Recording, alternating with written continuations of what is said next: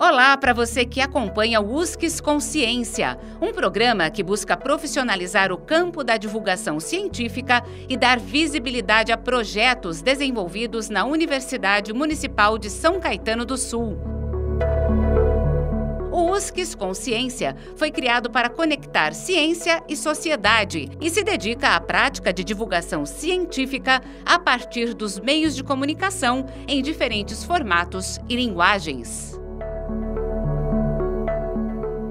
Eu sou Arquimedes Pessoni, jornalista e professor, e o programa de hoje dará continuidade à série Pesquisadores USCS. A proposta é conversar com os docentes da USCS que fazem e orientam pesquisas nos diversos cursos de pós-graduação para conhecer um pouco mais sobre as suas linhas de pesquisa, projetos, publicações mais relevantes. E o entrevistado desse programa será o batateiro, o morador ilustre de São Bernardo, o professor Dr. Milton Carlos Farina, do programa de pós-graduação do PPGA da USCS. Milton Carlos Farina, ele é formado em matemática pela USP, ele tem mestrado em administração de empresas pela Fundação Getúlio Vargas e doutorado em administração pela Faculdade de Economia, Administração e Contabilidade da Universidade de São Paulo. A sua linha de pesquisa no PPGA abrange redes organizacionais e inovação. Entre os temas de interesse estão clusters industriais e comerciais, redes de inovação, relacionamento em redes, gestão de conhecimento, cocriação de valor, descarte de resíduos eletrônicos, logística reversa, TI verde, princípios para o ensino sustentável, gestão sustentável, análise de redes sociais, indústria 4.0, biotecnologia, nanotecnologia e internet das coisas. Milton também atua no Comitê de Ética em Pesquisas da USCS e no Comitê de Iniciação Científica. Professor Milton, um prazer tê-lo aqui conosco no nosso quadro.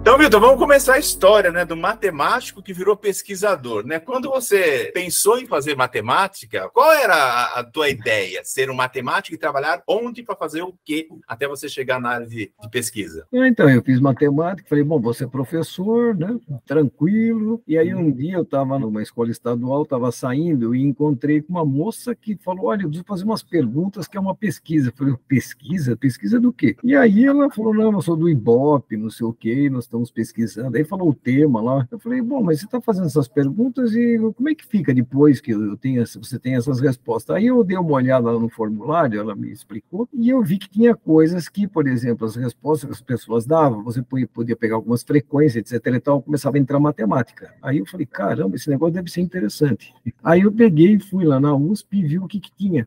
E aí eu vi que tinha o curso de estatística, que tratava de coisas desse tipo. Aí eu peguei e fiz alguns dos cursos lá da pós-graduação de estatística, comecei a achar muito legal a estatística. De certo modo, ela fica mais aplicada, porque a estatística você usa em todas as áreas, do que a própria matemática em si. Aí, com esse meu interesse, eu acabei, então, pouco tempo depois, eu fiquei professor de uma faculdade, no curso de estatística, e aí eu fui trabalhar numa empresa que era pesquisa de mercado. Então, eu falei, legal, tu usa estatística, então comecei a trabalhar e usar um pouco lá da estatística.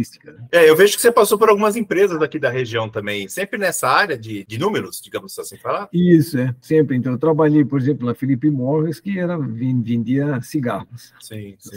Você não era piloto de prova, não, né? Eu não era piloto, mas ajudei o pessoal a fumar mais. Olha, você vai pro inferno, homem, faz isso não. Mas, enfim, alguém tinha que fazer, Mas, assim, você era do tipo de pessoa que, por exemplo, que era o meu caso, dava aula num período e trabalhava numa empresa no outro, para complementar a renda? É isso que você fazia? Teve um período assim, eu dava aula só, Sim. A gente brincava, vamos supor, fazer algumas pesquisas com os alunos, E aí a gente tentava explicar para os alunos toda essa aplicação da estatística, E aí a gente conseguiu que os alunos lá no curso de estatística que eu dava aula, depois fui coordenador um tempo, o pessoal até se saía muito bem, porque você tinha muitas pesquisas, ainda tem, com empresas, E lá onde eu trabalhei na Philip Morris, tinha muita pesquisa. Pesquisa com o consumidor final, enfim, pesquisa para lembrança de marca, que era cigarro, e pesquisa para você ver, assim, a avaliação que o consumidor fazia de um produto ou outro. Daí eu fui trabalhar em outras empresas que você ministrava, assim, você trabalhava com bancos de dados, numa época aí atrás. E aí eu trabalhei, então, em papéis sanitários, em papéis industriais, E como você tem um pouquinho da ferramenta ferramenta da matemática e da estatística, você, às vezes, conseguia solucionar coisas que as pessoas dentro da empresa não viam. Tá. Então, eu trabalhei, por exemplo, no Grupo Lund, que era um grupo que tinha assim, revistas de equipamentos industriais. E o pessoal tinha, às vezes, dificuldade de comprovar que, olha, se você anunciar comigo, você está com os principais compradores, etc. E, às vezes, as pessoas olhavam alguns números e não conseguiam achar uma solução, uma explicação. E aí eu ia lá e dava uma fuçada e acabava achando algumas soluções. E o pessoal gostava, entendeu? Você meio que interpretava os números. A ideia, o que eu notava que, assim, percebi nos vários lugares que eu trabalhei, que o pessoal tem dificuldade, às vezes, para ver. Às vezes ele ficava olhando em cima do número, ficava até marcado, assim, com o lápis, com a caneta. Mas ele não enxergava, às vezes... Estava escondido atrás do número. Uma pequena operação ali que você podia fazer, uma regra de 3, alguma coisa, você mudava e falava, não, olha, agora está querendo dizer assim, dessa forma. Tá. Aí, nossa, o pessoal gostava. Eu conseguia, de certo modo, fazer previsão de alguns mercados, né? Por exemplo, você pega... Agora eu não sei mais como é que está, mas você pega uma composição de embalagem, e eu sabia, por exemplo, como é que era a composição de embalagem pela gramatura. Então, se eu sabia o mercado, por exemplo, de bombom, eu conseguia avaliar o mercado de um dos componentes do papel que fazia o bombom, que é o que a gente fazia. Tá. Então, isso é super importante, hein? Super importante. Eu fazia algumas aproximações de como deveria ser o mercado. Aí eu testava, por exemplo, com as associações, conversava, e eu acabava tendo, por exemplo, se você cruza essas informações com a capacidade produtiva das empresas que fazem aquele papel, você tinha uma ideia de como é que era o mercado. E aí o pessoal gostava, porque dava para você tomar algumas decisões, né? Sempre a ideia da informação, né, dos dados de informação, é que depois que você dá uma formatada neles, você interpreta, você tem que tomar uma decisão. Sim. E aí ajudei, né, vamos dizer assim, várias tomadas de decisões dentro das empresas. Então era legal, bem interessante. Agora, não dizendo que você seja uma pessoa muito idosa, mas assim, você vem de uma época pré-computador, né? Que era no máximo aquela calculadora científica lá que você tinha que fazer um curso para operar o HP, né? Eu lembro que tinha. Para carregar, por exemplo, o HP, você tinha que era de fita, era com fita. Nossa, enfim, abafa o caso, mas enfim, de lá para cá, muita coisa melhorou em matéria de software, aplicativo Muito e tal, melhor, né? E me parece que as pessoas continuam com o mesmo problema que você detectou naquela época, ou até pior, né? Porque naquela época você sabia fazer tabuada, pelo menos hoje, eu conheço alguns que não sabem nem fazer as operações. Você não acha que às vezes a gente está jogando tudo na mão do software, essa parte aí? Embora eu acho que aquilo que você fazia, software algum faz, que é interpretar o dado, né? Uma coisa é mostrar, a outra é interpretar, né? Não, você tem toda a razão. Sim. O importante é que o cérebro, ele é fantástico nesse aspecto, né? São as sinapses, né? E aí o computador não sabe fazer isso. Entendeu? Vai desculpar, mas não dá. O computador, ele é bom para trabalhar com quantidade de dados. Né? Sim. Se você der para ele, por exemplo, que nem eu estou aí com um aluno aí de iniciação científica, e ele é bom em TI. Então a gente faz alguns levantamentos e pega, por exemplo, 3.000 artigos. Caraca! Agora, vou ler 3.000 artigos? Não vai dar, certo? Mas aí você tem aí entra o computador, você tem alguns softwares facilitadores de você, por exemplo, então deixa eu pegar tais metadados, pegar aqui o abstract, pegar aqui isso e aquilo, em conclusão. Aí você joga para a rede, você joga para análise de conteúdo, vai ajudando. Sim. Bom, depois vamos fazer o seguinte, depois que o computador deu algumas dicas, vamos dizer assim, o software, né? Aí depois eu posso, então, aprofundar. Okay. Eu posso pegar e falar, não, pera um pouquinho, esse tema aqui exige que eu me debruce sobre alguns dos artigos e entenda um pouco mais do que o próprio software fez. Então, isso é muito legal. Agora, você veja, imagina pegar 3.000 artigos e ficar olhando ali cada um, dá para fazer? Dá, mas... Não, o problema é que quando você acabou, ele já está obsoleto, né? Porque já tem mais outros 3.000. Ou você já fez uma confusão que não vai... Fica difícil, né? Muito difícil. Agora, o que você curtia mais, Milton? Sala de aula ou empresa? Porque em um momento da tua vida você pulou para um lado só, né? Porque eu acho que você não está mais em empresa agora, né? Não, agora não. Eu estou só. É que na aula é o seguinte: você tem sempre, né? Que a gente, na medida do possível, você tem sempre que estar inovando na aula. Né? Então, bom, você pode usar algumas metodologias novas, tal, mas o importante é você inovar mesmo no conteúdo.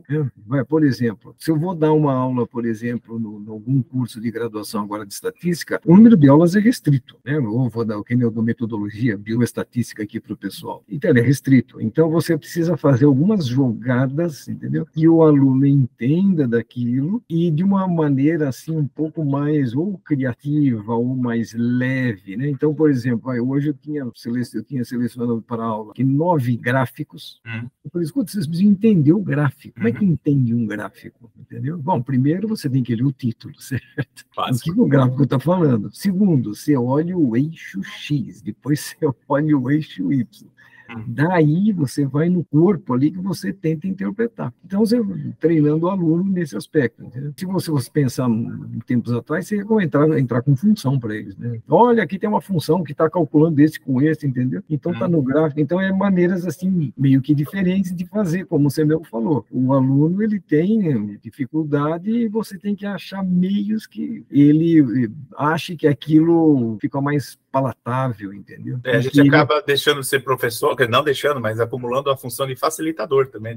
É facilitador. Atenção, você vai no link tal, que lá tem essas instruções que vai estar para fazer isso aqui, entendeu? Agora, em empresa é diferente, né? Em empresa, o que eu achava? Eu sempre buscava alguns desafios extras, assim, né? Então, você está trabalhando, você fala, bom, isso aqui parece que não tem solução. Fala, pera um pouco, por que não tem? Aí você ia atrás, aí você propunha soluções. Então, meio que baseado nos números ou alguns dados, né? Então, isso acabava ajudando o pessoal de vendas, ou marketing, a própria empresa, né? Então, o desafio é diferente, né? Na empresa. Agora, o problema da empresa é que, às vezes, o pessoal é muito imediatista. Tem coisa que você teria que parar para pensar mais, mas a empresa pensa como via consultor, né? Olha, eu tenho um pepino, como é que eu resolvo isso aqui? Porque depois amanhã tem outro pepino, outro problema, entendeu? Então, é uma visão um pouco diferente. Mas tem desafios, assim, interessantes. O problema é que, às vezes, vira um case, e o case é um case, né? Aconteceu no momento, com aquelas condições, e não vai se repetir. Não dá para copiar, né, a solução de uma empresa para outra. Todo contexto, né? E às vezes as pessoas não entendem. Deu certo aonde? Por que não é daqui? Porque era outro público, era outro número, né? Você tem toda a razão. E tem essa questão da cultura da empresa, tem a questão do contexto, o que eles têm de recursos, e aí você tem que meio que se flexibilizando para ajudar, né? Isso acontece, sim. Ô, Milton, eu vi lá no seu currículo que você passou por vários colégios aqui de São Bernardo, ABC, né? Então, eu imagino que você deve ter começado a dar aula para ensino médio, né? Talvez na época, não sei ginásio, né? Que é fundamental hoje, né? Mas, enfim, para depois colégio, né? Que hoje é médio, e faculdade. Você tem um público que você curte mais? Porque eu me lembro muito de uma palestra do Cortella, que ele fala que professor tem a maldição do tempo, né? Porque nós envelhecemos todos os anos e os alunos continuam com a mesma idade. Na faculdade, eles entram com 17, terminam com 23, mais ou menos. Né? Então, são sempre os mesmos jovens e nós vamos ficando mais experientes, né? Então, parece que o tempo não para, né? Para eles. E você falou, o modo de consumir informação por parte do aluno é diferente, né? Não adianta você vir com a aula GLS, né? Que é o Giz, Lousa e Saliva. Depois a gente virou aquela transparência, que virou um PowerPoint, que virou lá um Prezi, que hoje é um aplicativo. Tá, mas a informação é a mesma, dada de formas diferentes. E a gente tem que estar sempre atualizado para agradar o nosso público, né? Que são eles. Mas você tem um público preferido aí do colégio até o doutorado que você eu acho mais legal, curto mais? Bom, não.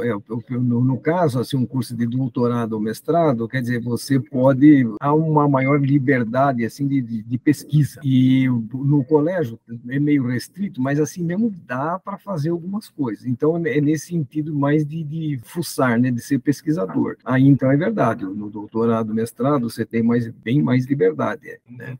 Mas eu procuro meio que fazer um pouco de meio termo quando eu estou na graduação, né? Para você também chamar a atenção, o aluno também se interessar por aquilo que você está falando, né? Porque a tua matéria já não, digamos assim, já não é muito legal, assim, eu sonho em fazer estatística. Só o pessoal... Não, na hora que você fala estatística, o pessoal quer morrer, né? É igual metodologia. Não, pelo amor de Deus, Para que eu vim para a área da saúde, para que isso? Eu falo, não, enfermagem, tem muito, nutrição tem muita estatística, pô. Na administração tem muita estatística, não é? Se você vai para as pesquisas, nossa, você tem muito aplicação da estatística. A estatística também, ela foi criada, não só porque ela fez, assim, um artefato, uma análise, mas porque as outras áreas necessitavam.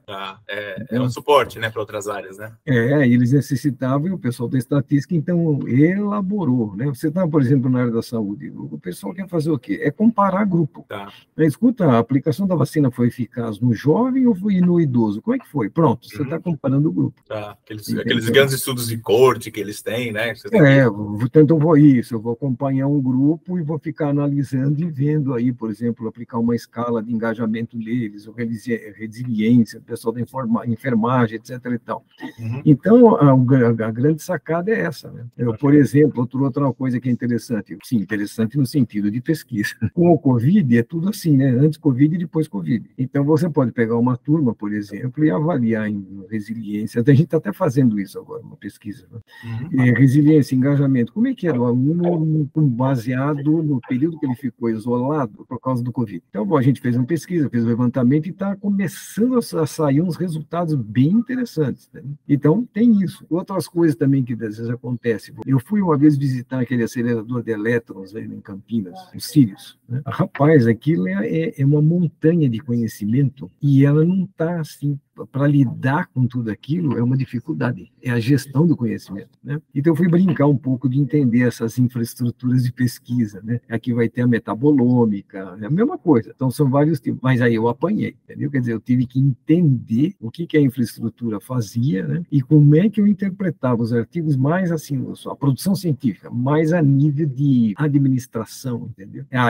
Porque você pega um trabalho muito específico, o cara vai falar de uma célula lá, pô, entendeu? Tá, mas pera um pouco. Então, com os softwares, com a produção que tem, por exemplo, gera uma infraestrutura, você começa a ter insights, você começa a estudar a rede de autores, você começa a perceber que poderia haver mais ligação entre eles, poderia talvez gerar mais conhecimento. Então, são coisas interessantes que eu acabei vendo. Aí, quando eu comecei a enveredar nesse caminho, aí eu vi que, por exemplo, na Polônia tinha essa preocupação, o pessoal em Xangai tinha essa preocupação, entendeu? Então, peraí, essa montanha aqui, todo esse conhecimento, parte técnica e oportunidades que poderiam aparecer, entendeu? Então, eu falei, bom, não estou pensando só eu assim, né?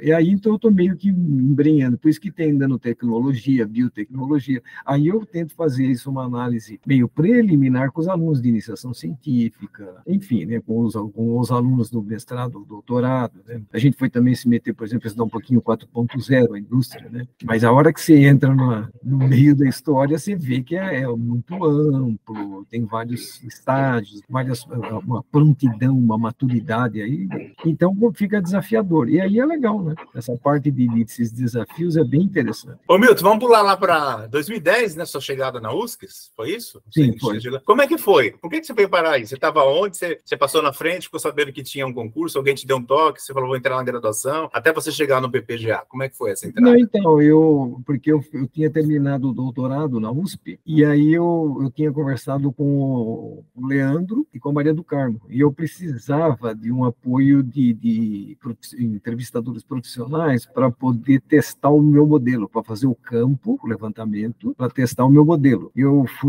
cismei com um modelo que os dois americanos fizeram a respeito lá de distribuição de pneus e o comprador, eu cismei que eu achei um modelo bonito, né? Sempre assim, né? Depois eu vi também que a encrenca era grande, certo? E eles falaram, olha, além disso aqui, dá para incluir mais alguns conceitos aqui, fazer uma salada aqui, né? E eu falei, legal, né? Aí, rapaz, né? E aí, então, eu vim conversar com a Maria do Carmo e com o Leandro, eu falei, olha, eu preciso de ajuda, porque eu não vou conseguir fazer sozinho isso. Então, aí, vários entrevistadores lá me ajudaram, fizeram o campo, etc. e tal. Aí, depois, eu rodei o modelo até teve uma boa variação, ficou legal, né? Vamos dizer assim, teve resultado que ajudou a contribuir. Aí, eu soube que aqui tinha os concursos, né? Lá do Caipines. E aí, então, eu me inscrevi num deles, né? Aí, E naquela época, a minha orientadora era uma professora de muita produção. E ela, não, Milton, precisa produzir, nós vamos produzir, entendeu? E aí, nesse caso, foi interessante que eu tinha produção, fiz o concurso, aí fui aprovado, entendeu? Então, eu entrei aqui. Então, mas você entrou para graduação, e aí você já pulou direto para pós? Aí, eu pulei direto para pós. Ah, tá. Eu fui direto para pós, porque eles estavam precisando de professores, que tinham alguns professores saindo. Uhum. E aí, quando eu entrei, eu tive já que ver análise de redes sociais, chamada com base na teoria dos grafos, que é da matemática. Uhum. Aí eu tive que recordar, relembrar, e aí ver. Só que aqui, claro, não era matemática, né? Não vou, mas seria aplicação na área da administração. Aí eu comecei a ver que tinha muita aplicação, né? Eu tive um aluno médico, por exemplo. Então ele falava, não, professor, isso aí é visto também lá no hospital, na medicina. Eu falei, como, né? E aí ele me mostrou uns artigos, eu falei, mas não estou entendendo por que eles fazem isso, né? Ele falou, não, é simples, professor, porque como você vai transferir, por exemplo, um paciente da enfermagem para a UTI, ele pode morrer. Eu, louco, não vamos falar dessas coisas, né? Eu brinquei com ele, mas ele falou, não, você tem uma rede, é um conjunto de técnicos, de enfermeiros, de condições e recursos para passar o cara lá para a UTI, não é uma coisa assim simples para o paciente. Rapaz, aí a gente fez vários artigos bem interessantes, porque ele tinha o acesso a alguns hospitais, né? Nossa, a gente aplicou. Então, essa é uma das aplicações que originou, era lá da teoria dos grafos, lá na matemática, entendeu? Alguns atores ligados por uns vínculos, uns risquinhos, vamos chamar assim. Sim. Nossa, e dá para aplicar em muita coisa, né? Então, foi legal também. Bom, na realidade, eu trabalho com isso até hoje, nessa teoria das redes, né?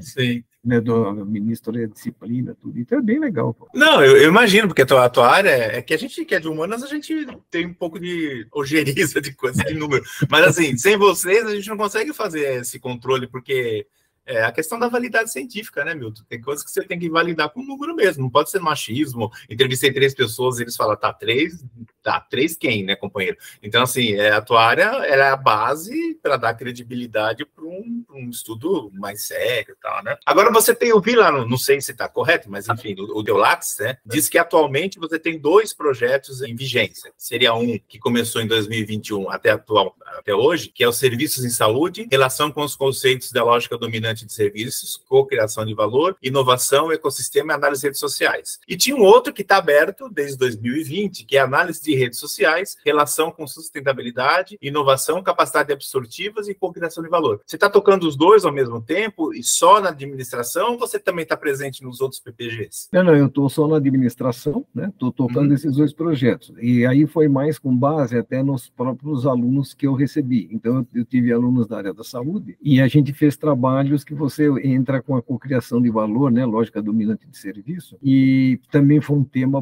que me chamou bastante atenção, né? E a área da saúde é muito rica, né? O pessoal é um pouco, como é que vamos dizer, um pouquinho mais aberto à pesquisa, porque ele já tem no sangue, né?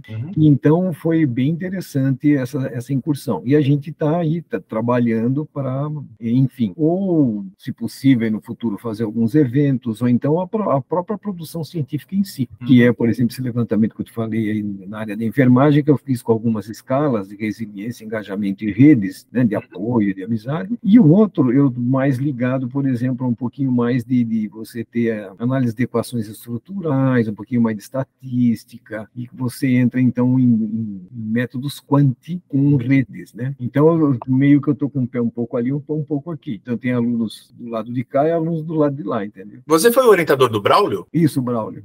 Então, acho que é um exemplo muito legal o doutorado dele. Eu adorei aquele doutorado, porque eu tenho um pé na saúde também. E quando eu li, e aí depois, ainda fiquei com esses nomes de co-criação, é muito né? Eu falei, bom, vamos traduzir isso. Aí ele contou a história, né? Porque ele está gerenciando a área da saúde da USP, aplicabilidade. Eu falei, nossa, Braulio, isso é muito legal. E ele vem da educação física, se não me lembro, né? Acho que ele é educador de educação física. Você vê que... não, é tudo misturado. Muito legal. É demais, rapaz. É muito legal mesmo. E aí, na realidade, ele fez um trabalho grande, né? Ele entrevistou lá 50 pessoas. Eu falei, Braulio, isso na época da pandemia ainda, né? Você tem que piorar, né? O pessoal se dispôs, aqui o centro e o outro centro lá da São Camilo, então foi muito legal, né? A gente foi lá, deu um feedback para eles, o pessoal gostou muito, tal, muitas coisas eles estavam pretendendo fazer, coisas não estavam chamando a atenção, então a tese do Braulio chamou a atenção, bem legal, né? Não, eu achei ótimo, assim, aí que você falou agora, eu lembrei uma que exemplifica, é essa mesmo, quem quiser conhecer, está disponível aqui no nosso playlist, sim, né, do Braulio. Agora, já que você gosta de números, vamos lá, 86 artigos publicados em periódicos, mais 7 acessos para publicação, 12 capítulos de livro, 57 análises de congresso, você participou de 31 bancas de mestrado, 51 de doutorado, 57 de TCC, e atualmente você orienta 5 teses de doutorados, 4 iniciação científica, mas já orientou 11 dissertações de mestrado, 9 teses, 49 TCCs e 12... É muita coisa, né? É um pouquinho. Agora, desse monte de gente que você orientou, coisa que você publicou, tem aquela cereja do bolo? Você fala assim, puxa, gostei de escrever isso, ou tenho orgulho de ter orientado esse trabalho, porque te lembrou por alguma coisa boa ou ruim? Enfim, você vem à mente agora? Eu acho assim, de modo geral, você pode pensar da seguinte forma, todo o trabalho científico, ele tem uma cereja, uma pérola. Eu acho que aí é o grande atrativo de cada trabalho. O que é importante, por exemplo, se alguém vai ler uma tese, ou ler um artigo científico, é justamente ele ler com uma certa, vamos dizer assim, uma certa atenção para você tentar entrar no espírito da coisa, entendeu? Então fica difícil, porque te dizer assim, se teria algum específico. Por exemplo, o do médico lá, o Sérgio, foi interessante porque ele fez um modelo que ele testou, mesmo como mestrado, o trabalho dele seria um trabalho de doutorado.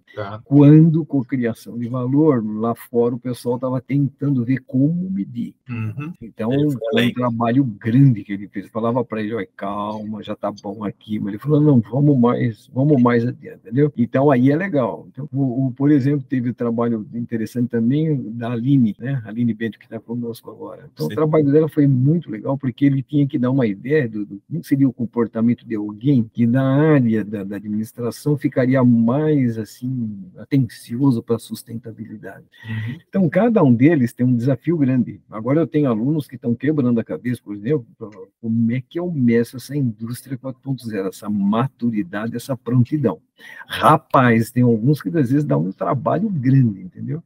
Então, na minha cabeça, meio que assim, não tem muito sábado e domingo, entendeu? Porque, assim, quando eu tô lá, eu falo, olha, isso aqui é bom lá, entendeu? Ai, meu Deus, para! Isso aqui, será que dá certo, entendeu? Então, de modo geral, eu acho que todos eles, viu, eles são, assim, Arquimedes, eles são bacana, porque sempre tem um desafiozinho lá no meio que teve que ser vencido, assim, entendeu? Que alguns temas são tão inovadores, você primeiro tem pouca literatura, e no teu caso, às vezes você está construindo o termômetro para medir a febre, né?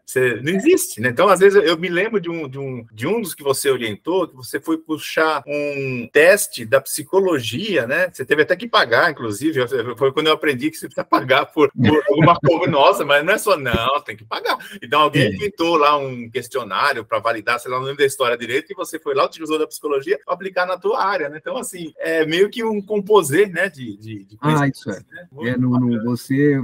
Você acaba meio que entrando com um pé numa área, em outra, ela se superpõe, é bem desse jeito mesmo. E quando você vai ver escalas, né, escalas é uma coisa assim complicada, porque às vezes o pesquisador, ele montou uma escala, então ele quer cobrar, né? Sim. E aí, então, a gente falou, vamos fazer o seguinte, vamos mandar um e-mail, olha, estou fazendo tal trabalho, né, no caso era uma aluna, né, e aí você posso usar, né, tal. Ele falou, olha, então vai, você é aluno, então ele tinha lá uns preços, nós pagamos, né, a menina pagou e a gente aplicou. Então, mas você orienta algum trabalho desses montes que você já orientou, eles viraram, aspas, patente, assim, algum tipo de valor mesmo, que a pessoa pode receber um Pix aí para usar? Tem algum? Você tem, a pergunta é bem idiota, vamos supor, você criou um padrão aí, né, do médico, que ele falou, se ele patenteasse, não sei se é essa palavra, essa forma de medição, geraria lucro para ele? Então, eu não sei como é que daria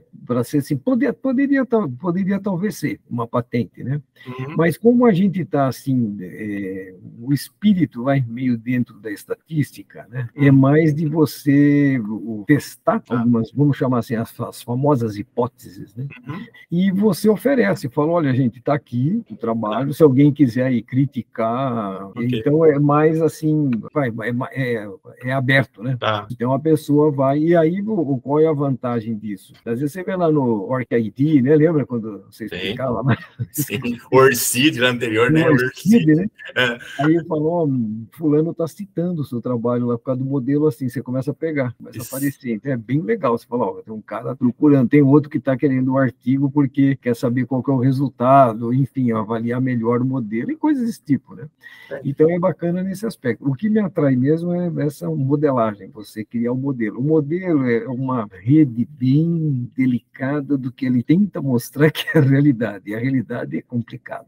Porque a realidade vai pelo elevador e a gente vai pela escada, né? Você nunca dá conta, né? Aí você faz um modelo e fala, olha, parece que é assim, então é muito legal. Isso eu percebi isso, foi no mestrado, um pessoal, uns pesquisadores lá da Noruega, Finlândia, um pessoal que a gente chama de escola nórdica. E caramba, os caras fazem muito modelo. E daí que surgiu essa ideia. E como eu tinha matemática e estatística, né, aí foi uma mão na roda. Quer dizer, mão na roda não, porque aí você tem que entender do software, tem que testar, tem os pré-requisitos, enfim. Tem um outro caminho também, meio por aí. Mas é bem interessante. Pô. Ô, Milton, e eu sei que fui eu que te enfiei nessa fria, mas assim, como é que é a tua experiência lá no Comitê de Ética, né? Porque eu lembro que nós temos uma demanda para a gente de exatas, né? Porque a Comitê de Ética basicamente tinha a galera da saúde, que é a que mais demanda, né? Alguns que são da áreas humanas, mas a gente sempre tinha quem vai ser a vítima da aplicadas, né? De quem ficar. E quando eu lembrei de você, né? Claro que você deve ter me botado lá meu nome na boca do sapo, mas enfim, eu me lembro que a sua presença deu uma segurança muito legal para a gente lá, né? Porque você tinha esse olhar justamente da validade, né? Científica, olha, tudo bem, pode fazer, mas não vai ter muita validade. Então, né, eu acho esse olhar de fora, você contribuiu muito. Você ainda está lá, né? E o que você acha dessa experiência do comitê? O Comitê de Ética eu acho muito interessante, porque eu posso dar, essa contribuição, mas e também a gente aprende muito, né? Você vê dificuldades, você vê um projeto, uma intenção de uma pesquisa, e você fala, poxa, isso aqui é bastante interessante. É claro que o Comitê de Ética tem lá que é balizado por aquilo, né, aquele conjunto de itens que tem que atender, mas você percebe, né, pela metodologia, se o trabalho ele está mais robusto ou não, né? E a visão da estatística, ela é interessante porque o ferramental da estatística, que é o teste de hipótese, que é a estatística inferencial, ela serve em qualquer área, né?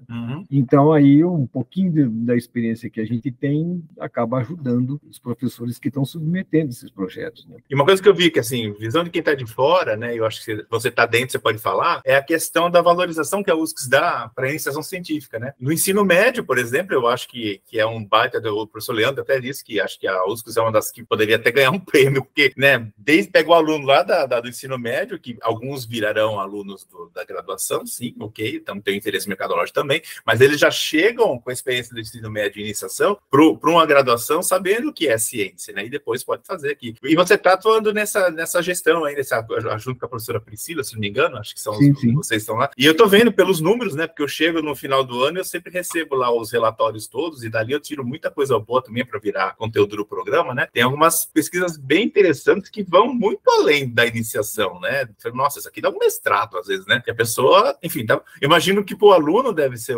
diferente, um aluno que chega com um status de passei por uma iniciação científica, por uma entrevista, sei lá, no mestrado, por exemplo, né? Como é que você está sentindo essa questão da iniciação na USCS? Eu acho importantíssimo, né? Você sensibilizar e ele também despertar o interesse nele, nossa, isso é fantástico, né? E a gente tem experiências muito boas. A gente teve alunos, assim, do colégio que surpreendem, né? Eles correm atrás, você vai orientando. E a iniciação científica, o nome indica, ele vai transformar a pessoa aí, talvez, num pesquisador, ou seguir essa carreira, né?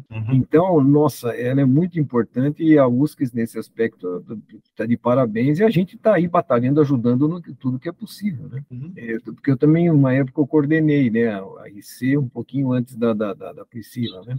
E a gente sempre teve muito apoio, né? Nossa, precisamos fazer lá o evento, muitos os professores ajudavam, aquela coisa toda. E você nota, assim, o aluno, né, ao lado do pôster apresentando, ele fica todo... Né? Aqueles eventos que faziam depois em parceria com a Federal do ABC também, né, que eles iam levar... Nossa, ficavam todos... É gigantesco, né? E aí ele fica todo animadão, tá? Então você nota que para o aluno tem uma importância grande, né? E a gente sempre fala, olha, eu estou do lado de você aqui, tá junto aí, né? Para dar também um apoio, né? E a gente está até preparando os alunos, então já tem um que estava meio nervoso. Eu falei, calma, faz o seu banner direitinho, eu vou ver, eu vou estar lá, pô, a gente vai estar junto. Então é bem interessante. Agora, você imagina, né? Muitos desses, eles podem, claro, pondo isso no currículo, isso pode ser usado numa empresa, né? As empresas, olha, ele tem uma coisa diferente aqui. Ou então ele pode depois seguir carreira, né? Mesmo de pesquisador. Então é bem interessante. Eu fui em algumas reuniões em Brasília, lá do CNPq, tudo. Você tinha lá, sei lá, 100 caras numa sala, 99 levantaram a mão que começaram pela iniciação científica. Sim. Eles eram todos doutores, tudo. Então, e o Brasil precisa muito disso, claro, né? Todo o país precisa. A inovação está muito rápida, ela está nessas infraestruturas grandes de pesquisa, é aí que está a inovação radical, está ali, entendeu? E, então, isso tudo contribui, né? E a gente, então, fica contente de estar dando aí uma ajudazinha aí, né? Colocando uns tijolinhos aí, construindo. E da quantidade você tira a qualidade, né? Sempre assim, né? Se você tem bastante, você acha um ou outro que vale muito a pena, né? Agora, ô Milton, qual que é a USCS para você, né? A tua esposa já tá mais conscientizada que às vezes você fica mais tempo na USCS do que em casa, enfim, conseguiu? O que é a segunda casa USCS para você? Você está aí já há quanto tempo? 2010 para 23, né? Eu sei que é bastante tempo, né? Enfim. 13 anos, né? Não, realmente o envolvimento é grande, né? Algumas vezes a esposa fica um pouco brava, né? Estatisticamente não é muito expressivo, né? Mas você curte aí, né? Eu acho legal, eu gosto muito. Então, realmente a segunda casa da gente.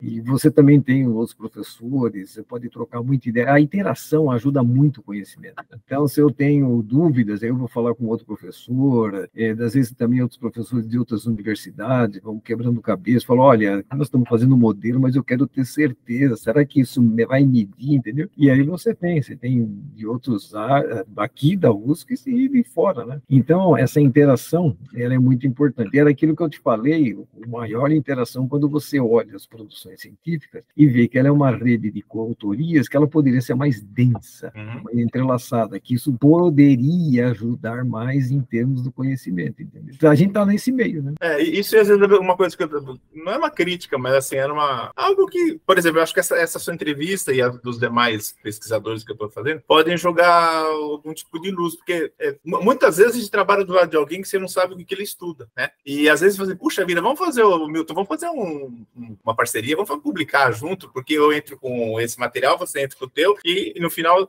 Mas às vezes não há esse convite, porque a gente não tem sequer tempo de saber o que o outro está pesquisando, né? Porque se tivesse, talvez, né, mais encontros entre si, a gente conseguiria até potencializar a nossa produção, né? Mas enfim. Sem dúvida, você tem razão. No fundo, é uma luta contra o tempo, né? É uma luta contra si mesmo e o tempo. Você tem que ter calma, paciência, né? E quebrando a cabeça e achando que os caminhos aparecem, né? São muitos pratinhos para a gente equilibrar aqui, né, ao mesmo tempo. Vocês estão nos pratinhos. Essa aí. E a gente fica à disposição, né?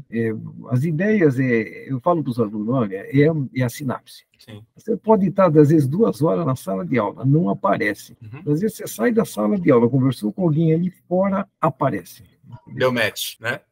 Aí fala, era aquilo, entendeu? E isso acontece numa universidade, sim. Isso acontece dentro de uma empresa, sim. Isso acontece em diversos ambientes, porque é a gente, é o cérebro, é a interação, é a sinapse, entendeu? É daí que contribui para o conhecimento. É isso. Esse foi o USCS Consciência, programa sobre pesquisas realizadas na Universidade Municipal de São Caetano do Sul. Este episódio teve a apresentação de Arquimedes Pessoni e trabalhos técnicos de Márcio Roberto do Nascimento Filho. O USCS Consciência é uma produção da Coordenadoria de Comunicação e Universidade de São Caetano do Sul e pode ser acessado no canal do YouTube da USCS e nos aplicativos de podcast. Você encontra o USCS Consciência nas redes sociais Facebook e Instagram.